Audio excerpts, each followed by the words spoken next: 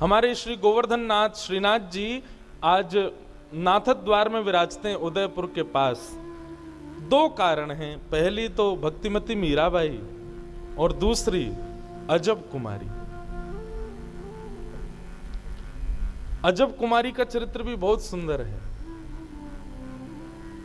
अजब कुमारी एक राजवंशीय नारी थी, कन्या थी।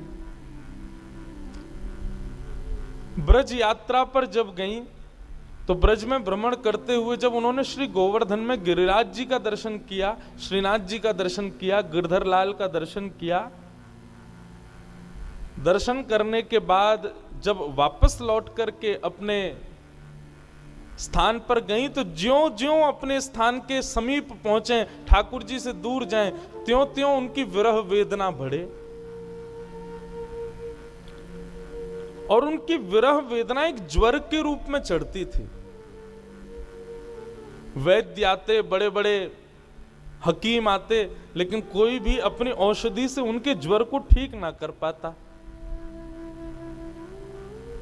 एक दिन उन्होंने अपने परिवार के लोगों से कहा, यह ज्वर औषधियों से ठीक नहीं होगा, यह ज्वर इन सब वैद्यों के, हकीम के क्रियाओं से ठीक नहीं होगा।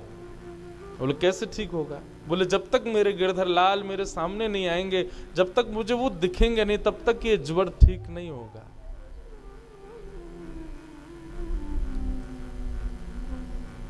उनके पिता आदि जो राजवंशी थे, सबने कहा देखो हम तुमको दर्शन करने भेज देंगे, लेकिन सदा के लिए तुम ब्रज में रहो, ये आज्ञा तो हम नहीं देंगे। कुछ दिन के दर्शन के लिए तुम चली जाओ। और अजब कुमारी गोवर्धन पधारी और गोवर्धन आकर के वहां ठाकुर जी का दर्शन करती, 8 याम दर्शन करती, 8 बार दर्शन करती ठाकुर जी की, सुबह मंगला से रात्रि शयन तक। और जब दर्शन करने लगी तो ठीक होने लगी। एक दिन उन्होंने सब मंदिर के अधिकारियों से जाके कहा, मुझे मंदिर में कोई सेवा दे दो। आप सब सेवा करते हैं, कोई रसोई घर की, कोई कहीं की, कोई मुझे भी कोई सेवा दो। तो मंदिर के अधिकारी जी ने कहा, देखो भाई सेवा में तो केवल पुरुष आते हैं, तुम देखती हो आरती भी पुरुष ही करते हैं, श्रृंगार भी पुरुष ही करते हैं, रसोई भी पुरुष ही बनाते हैं, सब पुरुष ही करते हैं। अब तुमको हम क्या सेवा दें? तुम अपने मन से, तुम्हारे भाव में कोई सेवा हो तो ठाकुर जी के दर्शनार्थी जहां खड़े होते हैं वहीं बैठ के तुम कोई सेवा कर दिया करो, गाने की, नाचने की, बजाने की, कोई भी जो तुमको भाए। तो अजब कुमारी जो थी वो ठाकुर जी के सामने खड़ी रहती, बोली क्या सेवा करूं, क्या सेवा करूं। तब उसके मन में क्या आया कि मैं एक राजकन्या हूं और राजाओं में चौसर बहुत बढ़िया खेला जाता है। उसको चौसर खेलना आता था, चौपड़। और वो क्या करती, ठाकुर जी के आगे दर्शनार्थियों में बैठ करके चौपड़ लगा देती और चौसर सजा करके एक बार तो स्वयं चलती और फिर ठाकुर जी की बारी भी स्वयं चलती। ये मेरी बारी है, ये ठाकुर जी की बारी है। वो इतनी योग्य थी खेलने में कि वो जीतती ही थी, उसकी जीत निश्चित होती थी।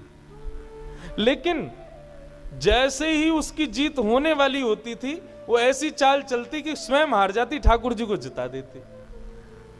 और जैसे ही ठाकुर जी को जिताती, ठाकुर जी को जैसे सामने देखती, सामने बैठे गिरधर लाल की दतुइयां दिखने लग जाती, प्रसन्न हो जाते ठाकुर जी, इतने खुश हो जाते। और वो ये दृश्य देख के कि लाल जी के दांत दिख रहे हैं, दंतावली दिख रही है, खूब रोती। और रोज का उसका यही नियम कि अलग अलग ढंग से ठाकुर जी के संग चौसर खेलती, और चौसर खेलते खेलते जैसी जीतने वाली होती, जब जीतने वाली होती थी तब बीच में ठाकुर जी को जब देखती तो श्रीनाथ जी के पसीने आ जाते थे। बोले अब मैं हार जाऊंगा, अब मेरी हार एवे वाली है, ये तो जीत रही है। और जैसे ही हारने वाले होते थे ठाकुर जी, सो नीची नजर करके ऐसी चाल चलती कि स्वयं हार जाती, उनको जिता देती। ठाकुर जी प्रसन्न हो जाते।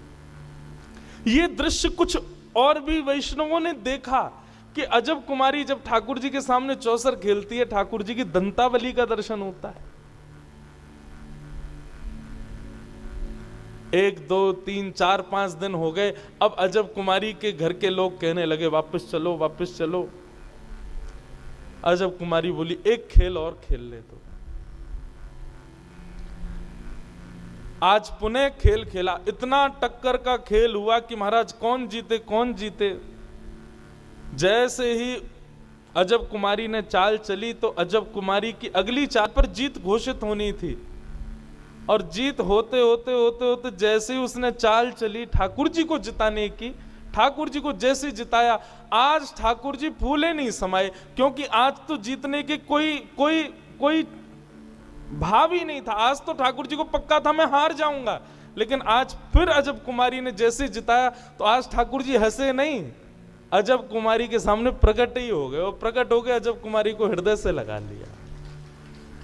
हृदय से लगा करके ठाकुर जी लिपट गए अजब कुमारी से, और लिपट करके बोले मैं तुमसे बहुत प्रसन्न हूं, मुझे बहुत अच्छा लगता है तुम आकर के मेरे साथ खेलती हो, बताओ तुम्हें क्या चाहिए। अजब कुमारी ने कहा जो मांगूंगी सो दोगे, वो तुम मांगने में देरी करोगी, मैं देने में देरी नहीं करूंगा। बस यही भाव जान करके अपने हाथ में ठाकुर जी का हाथ लिया और कहा वचन दीजिए कि आप मेवाड़ में विराजेंगे, ताकि मैं रोज आपका दर्शन कर सकूं, मैं आपसे दूर नहीं रह पाऊंगी।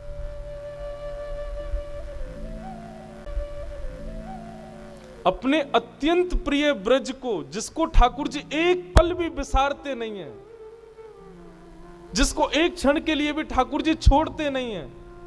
हमारे ब्रज में कहते हैं ठाकुर जी जब मथुरा चले गए तो उद्धव से कहते हैं ऊधो मोहि ब्रज बिसरत नाही, मैं ब्रज को भूल नहीं पा रहा। इतना प्रेम ठाकुर जी ब्रज से करते हैं, जिस ब्रज से इतना स्नेह ठाकुर जी करते हैं, जिस ब्रज में रहना ही ठाकुर जी को, आप सब जानते होंगे हमारे गोवर्धन की शिला को गिरिराज जी से बाहर ले जाना मना है, हमारे गिरिराज जी को कहीं भी बाहर पधराना मना है।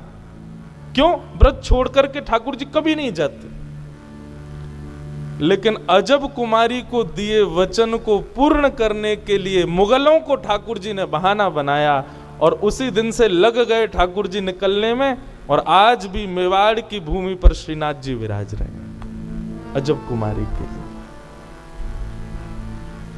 तो कारण दो ही हैं, तीर्थ को तीर्थ भगवान की उपस्थिति नहीं बनाती, तीर्थ को तीर्थ भक्त का भजन बनाता है।